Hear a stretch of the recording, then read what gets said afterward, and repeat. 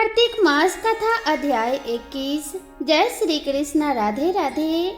आप सभी का दिन शुभ और मंगलमय हो।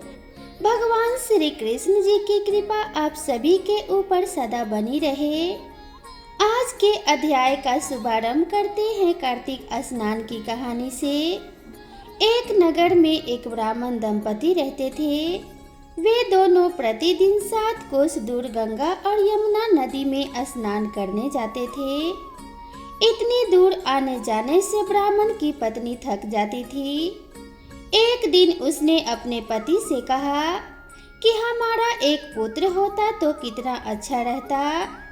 पुत्र का विवाह करते और हमारी बहू आती तो हमें घर वापस जाने पर खाना बना हुआ मिलता और घर में बहुत सारा काम भी कर देती।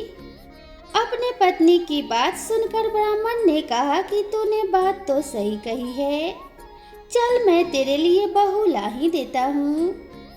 ब्राह्मण ने कहा कि एक पोटली में आटा डालकर कुछ मोहरे रख दे। ब्राह्मण के कहे अनुसार उसने अर्थात ब्राह्मणी ने पोटली बांध कर दे दी। पोटली लेकर ब्राह्मण चला गया। ब्राह्मण को सफर के दौरान यमुना के किनारे बहुत ही सुंदर लड़कियां दिखाई दी। वे रेत से घर बनाकर खेल रही थी। उनमें से एक लड़की ने कहा कि मैं अपना घर नहीं बिगाड़ूंगी, मुझे तो रहने के लिए ये घर चाहिए। लड़की की बात सुनकर के ब्राह्मण मन ही मन सोचने लगा कि बहू बनाने के लिए यही लड़की उचित है। जब वह लड़की जाने लगी तो ब्राह्मण भी उसके पीछे पीछे उसके घर तक चला गया। वहां जाकर ब्राह्मण ने उस लड़की से कहा कि बेटी, कार्तिक मास चल रहा है, इसलिए मैं किसी के घर का खाना नहीं खाता। मैं अपने साथ आटा लेकर आया हूँ। तुम अपनी माता से पूछो क्या वह मेरे लिए आटा छानकर 4 रोटी बना देगी। यदि मेरा वह आटा छानकर रोटी बनाएगी तो मैं रोटी खा लूँगा। लड़की ने जाकर अपनी माँ को ये सारी बात बताई। माँ ने कहा कि ठीक है, जाकर ब्राह्मण देव से कह दो कि वह अपना आटा दे दे, मैं रोटी बना दूंगी। जब वह आटा छानने लगी तो आटे में से मोहरे निकली।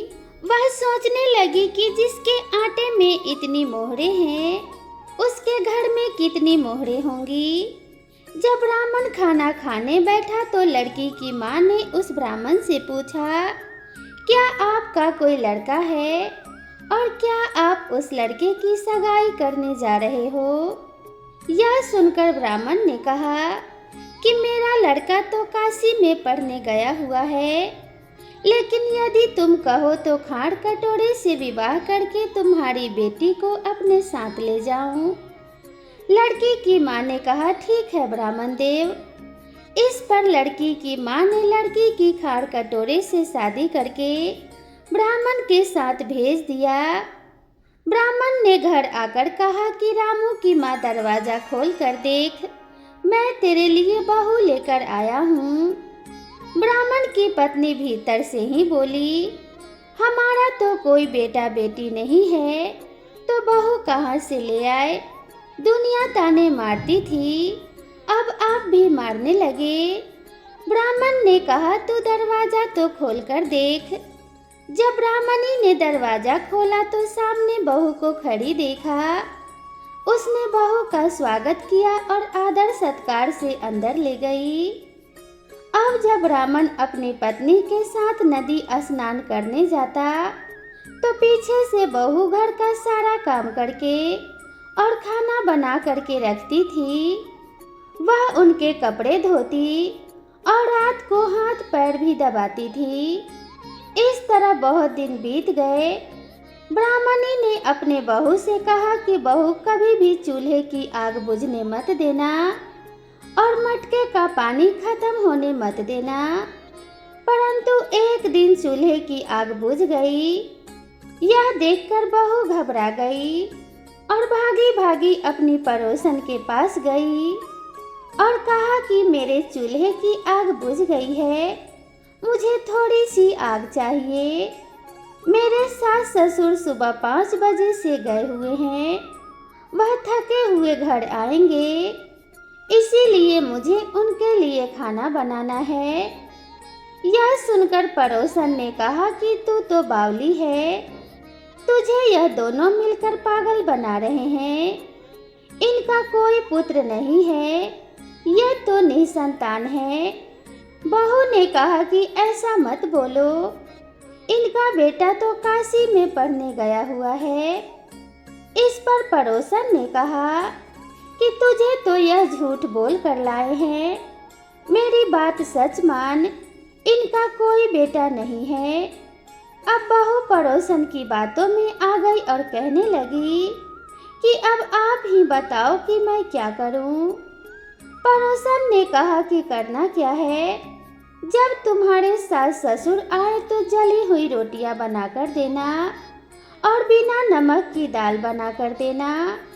खीर की कड़छी दाल में और दाल की कड़छी खीर में डाल देना। पड़ोसन ने उसे अच्छे से सिखा पढ़ा दिया। फिर जब उसके सास ससुर घर आए तो उसने उनका आदर सत्कार नहीं किया और ना ही उनके कपड़े धोए। जब उसने सास ससुर को खाना दिया तो सास बोली, बहू आज यह जली हुई रोटियां क्यों है और दाल भी पकी नहीं है। तब बहू ने पलटकर कहा कि एक दिन ऐसा खाना खा लोगे तो कुछ बिगड़ नहीं जाएगा तुम्हारा। सास ससुर को खरी खोटी सुनाकर वह फिर से पड़ोसन के पास गई और बोली कि अब आगे क्या करना है। पड़ोसन ने कहा कि अब तुम सातों कोठों की चाबी मांग लेना। अगले दिन जब स्नान करने के लिए जाने लगे तो बहू अड़ गई कि मुझे सातों कोठों की चाबी चाहिए। तब ससुर ने कहा कि इसे चाबी दे दो। तब सास ने बहू को चाबी दे दी। सास ससुर के जाने के बाद जब बहू ने दरवाजे खोले तो देखा कि किसी में अन्न भरा है, किसी में धन भरा है और किसी कोठे में बर्तन पड़े हैं।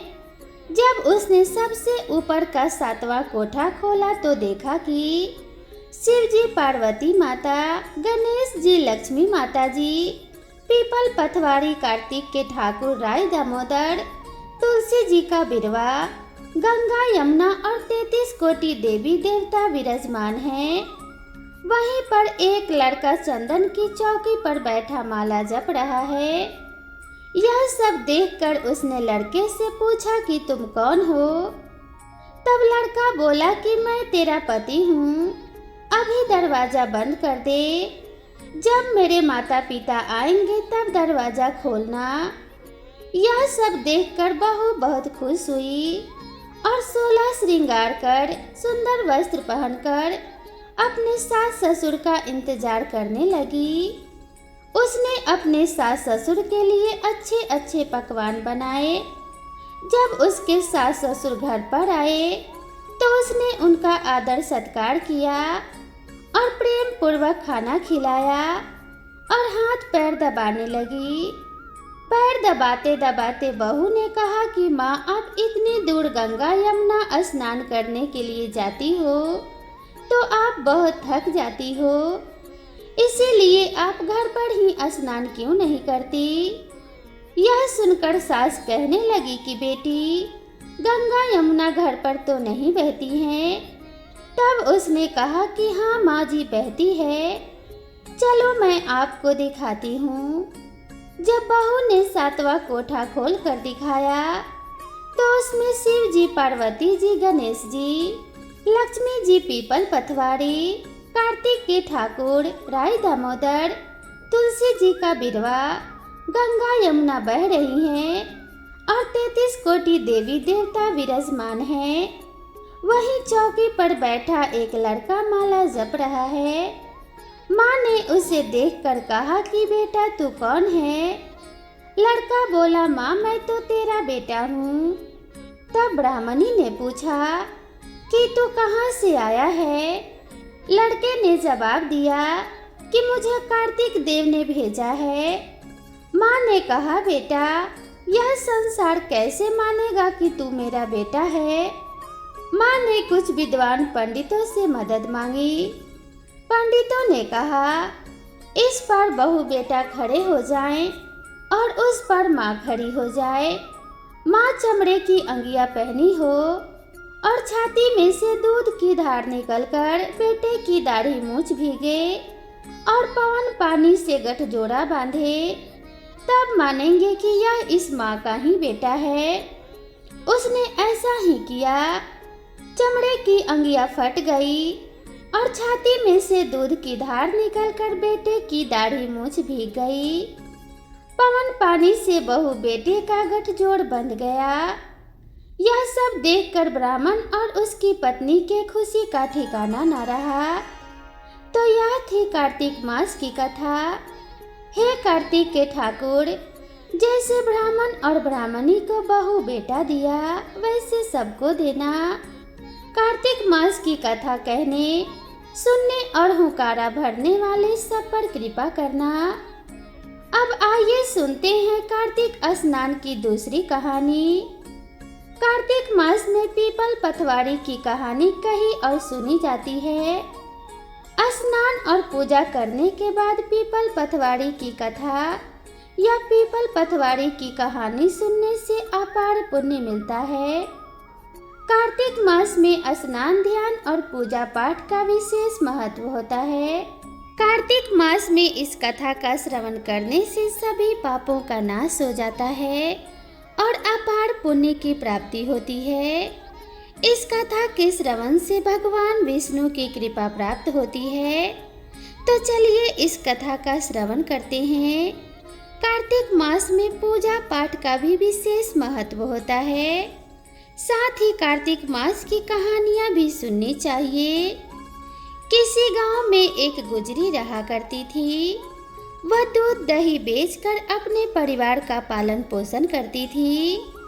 एक दिन उसने अपने बहू को बुलाकर कहा कि बहू, जाकर तू यह दूध दही बेच कर आ। बहू दूध दही बेचने गई तो उसने रास्ते में देखा कि कार्तिक मास में औरतें पीपल सींचने आई हुई हैं। वह उन्हें देखकर बैठ गई और औरतों से पूछने लगी कि तुम सब यह क्या कर रही हो। औरतों ने कहा कि हम पीपल महादेव की पथवारी सींच रहे हैं। बहू ने फिर पूछा कि अच्छा, ऐसा करने से क्या होता है। तब औरतों ने बताया कि ऐसा करने से अन्न धन की प्राप्ति होती है। अगर किसी का पति वर्षों से बिछड़ा हुआ है तो वह मिल जाता है। औरतों की सारी बात सुनकर वह गुजरी की बहू बोली, तुम तो पानी से सींच रही हो, मैं तो दूध दही से सींचूंगी। अब गुजरी की बहू हर रोज आती और सारा दूध दही पीपल की पथवारी को सींच जाती। उसकी सास उससे वापस लौटने पर हर रोज पैसे के बारे में पूछती तो वह कह देती थी कि माँ जी, कार्तिक का महीना खत्म होने दो, तब मैं सारे पैसे लाकर दे दूंगी। कार्तिक का महीना पूरा होने पर पूर्णिमा आ गई। तब वह गुजरी की बहू पीपल की पथवारी के पास धरना देकर बैठ गई। पीपल ने उससे पूछा कि तू यहाँ पर क्यों पड़ी हुई है। गुजरी की बहू बोली कि मेरी सास दूध दही के पैसे आज मांगने वाली है, लेकिन मैंने तो पूरे महीने पीपल के पेड़ को दूध और दही से सींचा है। अब मुझे पैसे चाहिए। पीपल ने कहा कि मेरे पास पैसे नहीं है। यह भाटे, डंडे, पत्ते और पान पड़े हैं। यह सब ले जा और गुल्लक में ले जाकर रख देना। बहू घर पहुंची। घर जाने पर सास ने पूछा कि बहू बता, पैसे लाई है। बहू कहने लगी कि माँ जी लाई हूँ और मैंने गुल्लक में रख भी दिए हैं। सास ने गुल्लक खोल कर देखा तो उसकी आंखें खुली की खुली रह गई। गुल्लक में से हीरे मोती जगमगा रहे थे। सारे सूखे पत्ते धन में बदल गए थे, जिन्हें देखकर सास कहने लगी कि अरे बहू, इतना धन कहाँ से लाई है। बहू सीधी सादी थी।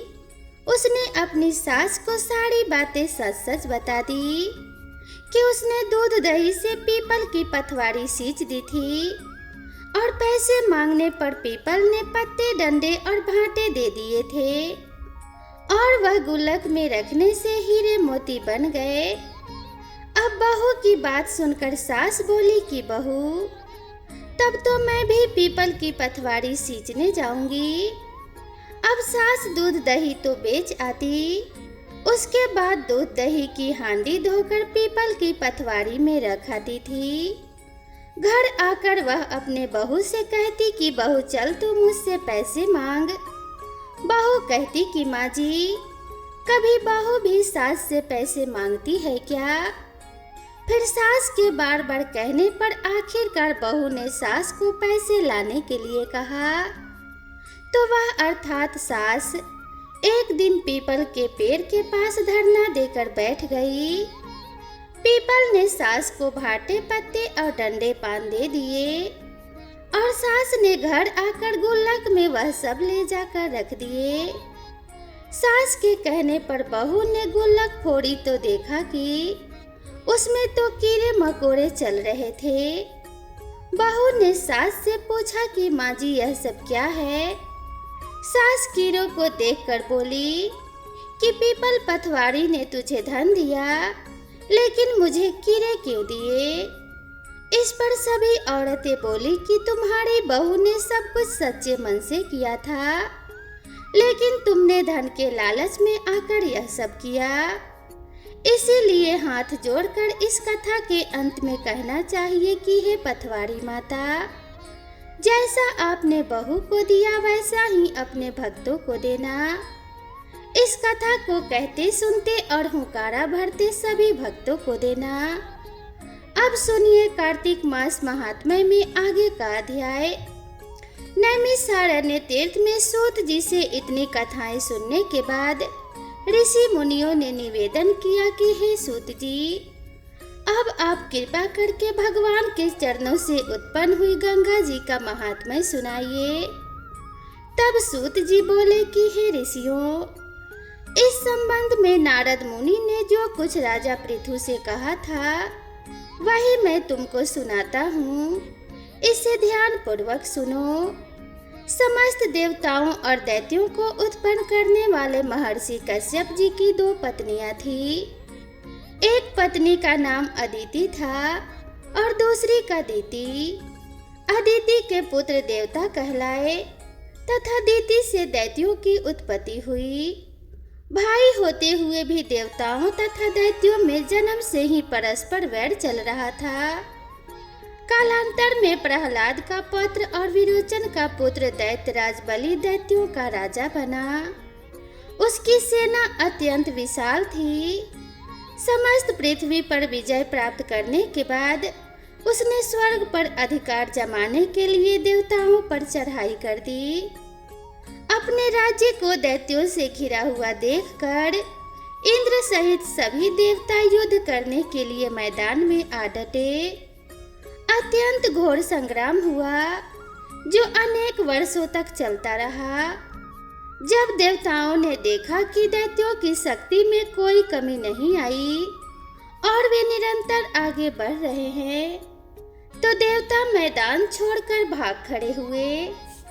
इस प्रकार दैत्यों ने स्वर्ग पर अधिकार कर लिया और बलि स्वयं इंद्रासन पर बैठकर शासन करने लगा।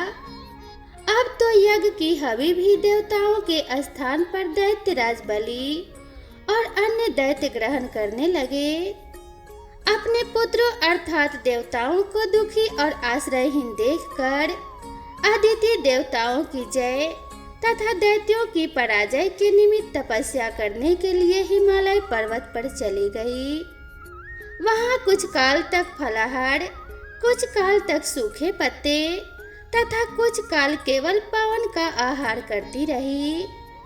फिर पेड़ के पंजों पर खड़ी होकर भगवान का तप करने लगी।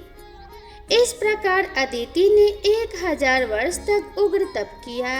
दीति के पुत्र मायावी राक्षस इस घोर तप से चिंतित होकर राक्षसी माया द्वारा देवताओं का रूप धारण करके अदिति के पास आकर कहने लगे कि हे माता, हमारे लिए आप इतना घोर तप क्यों कर रही हैं? आत्मघात करना सभी शास्त्रों में पाप बताया गया है। हम आपका यह दुख सहन नहीं कर सकते। कोई भी पुत्र माता से विमुख नहीं हो सकता और न माता को दुखी देखकर सुखी रह सकता है। हे माता जी, शास्त्रों का कथन है कि जिसके घर में कल्याणकारिणी माता नहीं तथा प्रिय बोलने वाली पतिव्रता स्त्री नहीं, उसका जीवन निरर्थक है। अतः आप अपने तप को छोड़कर हमारे साथ चलिए और हम पुत्रों को सुखी कीजिए। मायावी दैत्यों के इस प्रकार कहने पर भी अदिति समाधि से विचलित न हुई। तब उन्होंने अदिति को मार डालने का निश्चय किया। इस कुकृत्य के लिए दैत्यों ने उस वन में आग लगा दी जिसमें अदिति तप कर रही थी। भगवान की कृपा से उस अग्नि द्वारा अदिति को तो किसी प्रकार की हानि नहीं पहुंची और उन्हें इस अग्नि का पता तक नहीं चला। भगवान का सुदर्शन चक्र अदिति की रक्षा करता रहा और सभी दैत्य स्वयं ही उस अग्नि में जलकर भस्म हो गए। इस प्रकार देवताओं का फिर से स्वर्ग पर अधिकार हो गया। सूत जी के इस प्रकार कहने पर ऋषि आश्चर्य पूर्वक कहने लगे कि हे सूत जी, कितने विस्मय की बात है कि अदिति अग्नि में नहीं जली और न उन्हें इसका पता चला। तब सूत जी बोले कि हे ऋषियों, इसमें आश्चर्य की क्या बात है? जिन भगवान के स्मरण मात्र से समस्त संकट दूर हो जाते हैं, उनका ध्यान करने वाले भक्त को भला कौन कष्ट दे सकता है? जब अग्नि शांत हुई तब भगवान विष्णु ने स्वयं अदिति के सामने प्रकट होकर बोले कि हे देव माता, तुम्हारे इस कठिन तप से हम अति प्रसन्न हैं। आप इच्छित वरदान मांगिए। भगवान विष्णु को अपने सम्मुख साक्षात उपस्थित होते देखकर अदिति ने विनम्र भाव से भगवान की स्तुति करते हुए कहा कि भगवान, आपके स्मरण मात्र से समस्त कलेश दूर हो जाते हैं और आपके चरण कमलों की सेवा करके भक्त जन परम सिद्धि को प्राप्त करते हैं। ऐसे भगवान को नमस्कार है। देवता, नदी तथा समुद्र आदि सभी कुछ आप ही हैं। अतएव आप मेरे पुत्रों की रक्षा कीजिए तथा निष्कंटक राज्य दीजिए। अदिति के ये वचन सुनकर भगवान कहने लगे कि हे देव माता, अब मैं पुत्र रूप में तुम्हारे यहाँ जन्म लेकर असुरों का संहार करूंगा। इतना कहकर अपने कंठ की माला अदिति को देकर भगवान अंतर्ध्यान हो गए। इसके पश्चात देव माता अदिति अपने आश्रम में चली आई। यथा समय अदिति ने हजारों सूर्यों के समान तेजस्वी कमल नयन शंख चक्र गदा पद्म कमंडल तथा पीताम्बरधारी मुनियों द्वारा स्तुति किए जाने योग्य भक्तों के प्रिय और दुष्टों के संहार करता वामन भगवान को पुत्र के रूप में प्राप्त किया। वामन भगवान को अपने आश्रम में देखकर कश्यप आदि ऋषियों ने भगवान की स्तुति की।